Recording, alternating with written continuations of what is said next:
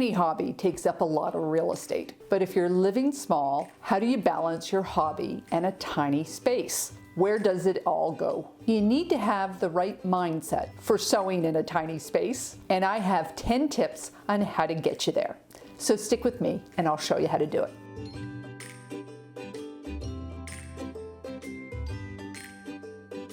Hi, I'm Karen Brown of Just Get It Done Quilts. I give you tips, tricks, and strategies to help you make the quilt that you want to make.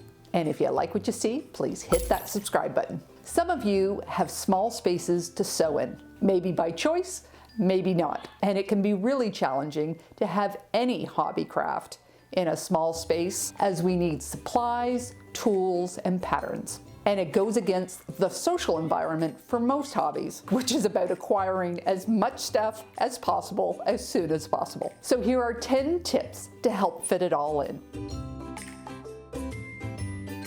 You can't buy a digital sewing machine, but you can buy a digital version of the patterns, books, and magazines. That way you only print what you need and when you need it. And when you're done, the pattern can go in the recycling bin.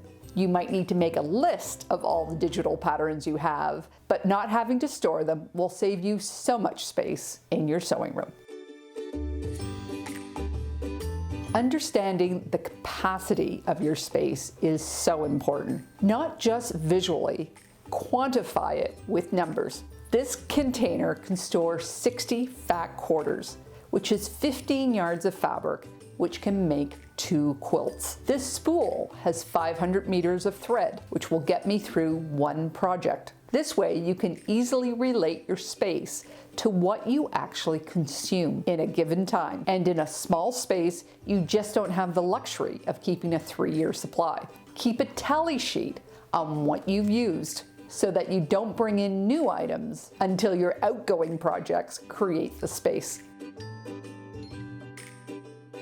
There are some items that you might just only need once a year, or just for a particular project. Instead of purchasing them and having to deal with how to store the object, put out a call to your quilty friends to borrow or maybe even jointly purchase. I just did this with a group of friends. We were having a stitch and chat meeting and suddenly somebody asked to borrow something, and that triggered another thought of somebody else needing something, and then another. And then we had 6 tools being used by other people.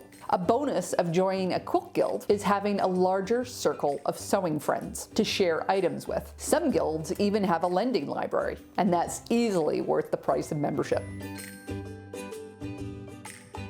Use your walls to expand your storage space and keep items in sight. Use pegboards or floating shelves to expand your zones and keep items within easy access. You can purchase pegboard systems from your hardware store or online. There are hooks, shelves, and containers to work with, or 3D print your own. But remember my Organize Your Space video about zones. Put your most used items at the bottom and the least on top. Think on how you condense your tools.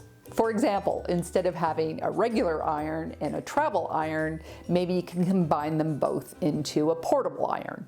Instead of 4 rotary cutters, can you survive with 2?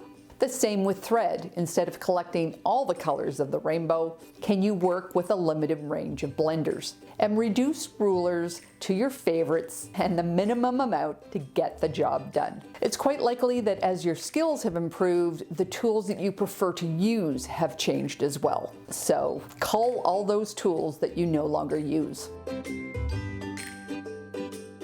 You have a finite space which only has rooms for the essentials. So it's not about how you're going to fit it all in, it's going to be about whether you're keeping this item or this item.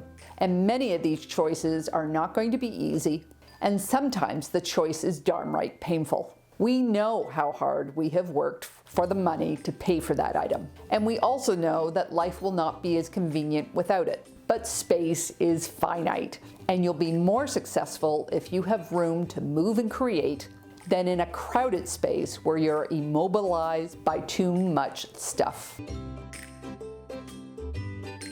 It's amazing how much we like other people's stash. So instead of buying new, trade. Again, in that conversation with my friends where we were sharing tools, in that same discussion, 10 pieces of fabric changed hands. Fabric looks so much better in a quilt than in the back of your drawer, even if it's not your quilt. And if you have no sewing buddies, simply sell it. And if you don't know how to destash, I did an interview with Kim Soper of Feel Good Fibers, and she had all sorts of tips for selling your fabrics online, how to style them for photos and get them listed.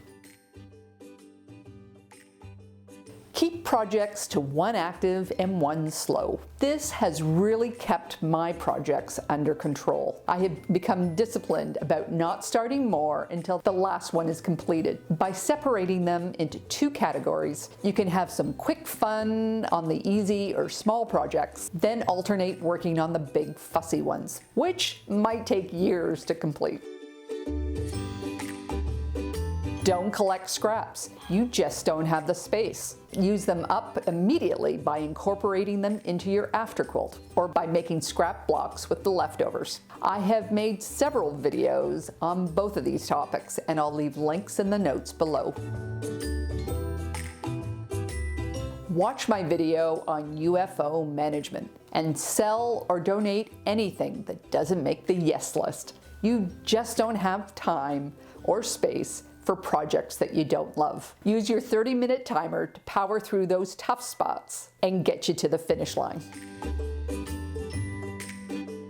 There are no magical solutions to create more space, but sewing with less is its own kind of fun. The challenge to use what you have can push your creativity into innovative and clever designs. This is part 5 of my Organize Your Sewing Space series, and the foundations are the same no matter whether you sew big or small. And check out my small space sewing hack to help get yourself organized. On Karen's Quilt Circle, I have had the pleasure of interviewing some amazing guests. Next week, I have Angie Wilson, Queen of the Quilt-alongs, and you don't want to miss it, so be sure to subscribe to my channel. And don't forget to subscribe to my newsletter so I can keep you up to date on all my videos, my Stash Buster patterns, and events. If you like this video, please give it a thumbs up. Don't forget to subscribe and hit that bell beside the subscribe button so that YouTube will notify you when I make new videos. You can also find me on Facebook, Instagram, and Pinterest at Just Get It Done Quilts. And of course, subscribe to my newsletter at justgetitdonequilts.com. So take care, and I'll see you next time.